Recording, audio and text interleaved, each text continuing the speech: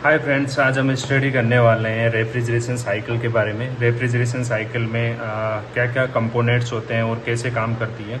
जिससे कि आप सभी को पता है, रेफ्रिजरेशन साइकिल सभी जो भी अपने फ्रिज हुआ, एसी हुआ, या फिर अन्य कोई जो अपने एसी को या रूम को कूल्ड करने के लिए जो भी इक्विपमेंट लगे होते हैं, उनका एक ही साइकिल होता है, चाहे वो चिल्लर हो या फिर और कुछ हो। तो सभी का साइकिल एक ही होता है। तो सबसे पहले इसका जो मेन कंपोनेंट होता है वो कंप्रेसर होता है।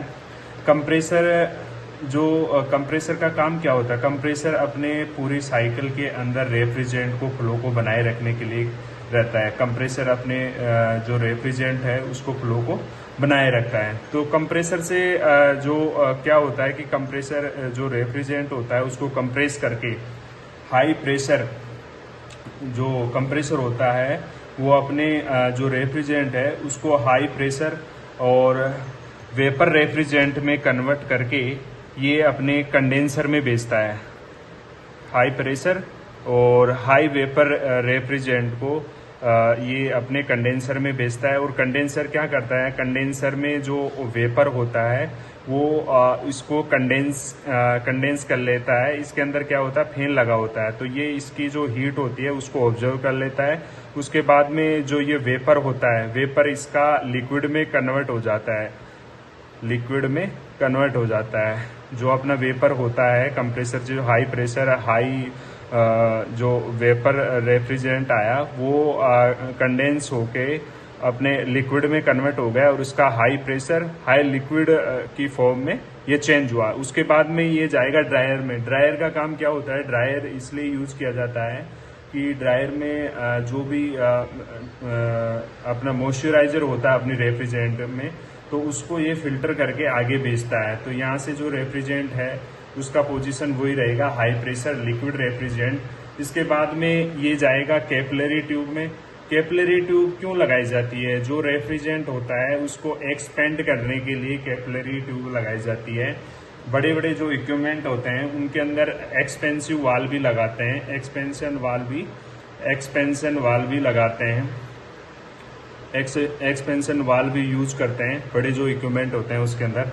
तो जो कैपिलरी ट्यूब है वो ये रेफ्रिजरेंट है, रेफ्रिजरेंट को क्या है? एक्सपेंड करती है। तो एक्सपेंड करने के बाद में जो अपना रेफ्रिजरेंट होता है उस रेफ्रिजरेंट का जो प्रेशर होता है वो लो प्रेशर में कन्वर्ट हो जाता है। यहाँ अब जो पोजीशन रहेगी वो लो प्रेशर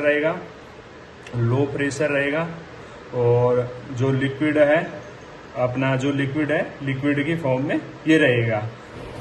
कैपिलरी से जो अपना रेफ्रिजरेंट आया उसका जो पोजीशन रहेगा वो लो प्रेशर में रहेगा, लो प्रेशर और जो इसका रेफ्रिजरेंट रहेगा वो लो प्रेशर में कन्वर्ट हो जाएगा अपने जो कैपिलरी ट्यूब में इसका जो हाई प्रेशर होता है उसको ये रिड्यूस कर देता है और ये लो प्रेशर में कन्वर्ट हो जाता है। लो प्रेशर लिक्विड रेफ्रिजरेंट अपने इवेपोरेटर में एंटर करता है। इवेपोरेटर में क्या होता है कि जो इसका जो ठंडा रेफ्रिजरेंट आता है वो उसके लेटेंट हीट को ऑब्जर्व कर लेता है। जैसे इसके अंदर मान लीजिए फ्रिज है, तो फ्रिज के अंदर अपन कोई सामान रखते हैं तो उस सामान की जो हीट होती है वो इसको ऑब्जर्व कर लेता है और ये जो अपना रेफ्रिजरेंट है वो यहाँ आते आते वापस गर्म हो जाता है। तो इसका जो पोजीशन होता है वो वेपर में चेंज हो जाता है। जो अपना इवेपोरेटर है, इवेपोरेटर में जो भी सामान होगा उसके लेटेंट हीट को अपना जो रेफ्रिजरेंट है वो ऑब्जर्व करेगा और जो अपना इसका पोजीशन है वो लिक्विड से वेपर में चेंज हो जाएगा। तो लिक्विड से जो वेपर में कन्वर्ट होके ये इसका प्रेशर वही रहेगा, प्रेशर लो प्रेशर रहेगा और ये वापस अपने कंप्रेसर के अंदर एंटर कर देगा। लो प्रेशर वेपर रेफ्रिजरेंट वापस अपने कंप्रेसर में एंटर करेगा। फिर से वही साइकिल हो जाएगी कि कंप्रेसर क्या करेगा, इस जो रेफ्रिजरेंट है उस रेफ्रिजरेंट को कंप्रेस करके वापस अपने जो कंडेंसर है उसमें भेजेगा। तो उसमें जो पोजीशन रहेगी वही हाई प्रेशर वेपर रेफ्रिजरेंट अपने कंडेंसर में भेजा जाएगा और कंडेंसर क्या करेगा? उसको कंडेंसेट करेगा। कंडेंस करने के बाद में हाई प्रेशर